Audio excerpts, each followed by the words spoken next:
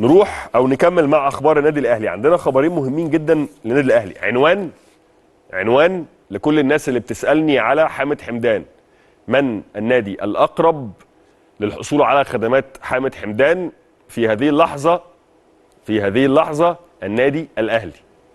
ايه الجديد؟ هقول لك ايه الجديد. الجديد انه اخر حاجه كنا قلنا لحضراتكم عليها ان بيراميدز داخل بتقله، داخل ب 50 مليون جنيه للحصول على خدمات حامد حمدان، اللي بالمناسبه عنده عرض من ليبيا يقترب من 2.5 مليون دولار، 2.5 مليون دولار، ولكن رغبه حامد حمدان هي البقاء في مصر.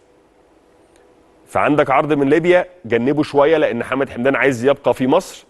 بيراميدز 50 مليون جنيه، الاهلي كان عرضه 30 مع احمد رضا. الجديد الاهلي رفع عقده 40 مليون جنيه دفعه واحده بدون الحصول على خدمات لا احمد رضا ولا غيره من اللعيبه، لان بتروجيت عايز فلوس.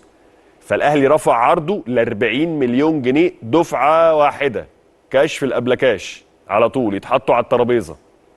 الزمالك الحاجه الوحيده والكارت الوحيد اللي مستند اليه هو الرغبه السابقه من اللاعب ومن بتروجيت لبيع اللاعب الى نادي الزمالك، والاتفاق المبرم سابقا بحصول بتروجيت على 25 مليون جنيه وذهاب حامد حمدان الى نادي الزمالك، ولكنه اتفاق غير ملزم. وحطوا تحت الكلمه دي 60 مليون خط، اتفاق غير ملزم، عشان كل الكلام اللي بيتقال انه اصل ده مبعوث على الايميل واصل ده اتفاق كل الكلام ده مش صحيح تماما. الزمالك متمسك باتفاقه الادبي مع اداره بتروجيت، اللي بتروجيت او ادارته يقدر يحلوا نفسهم منه في اي وقت، مفيش اي الزام قانوني او تعاقدي عليهم. لكن العين بصيره والايد قصيره. الزمالك عايز حامد حمدان، حامد حمدان كل يوم بيقول لمسؤولي الزمالك انا عايزكم، انا ملتزم باتفاقاتي وملتزم قصدي بعهودي السابقه، ولكن الزمالك معهوش فلوس يخلص حامد حمدان في هذا التوقيت. ايه اللي هيحصل كمان اسبوع، كمان 10 ايام لما نخش في يناير؟ الله اعلى واعلم. ولكن حتى هذه اللحظه الاهلي رفع عرضه ل 40 مليون جنيه، يبقى هو حاليا في الوقت الحالي هو المرشح الاول للظفر والحصول والفوز بخدمات حامد حمدان، يليه بيراميدز يليه الزمالك. من حامد حمدان نروح لعلي علوان، تمام، من الفلسطين للاردن.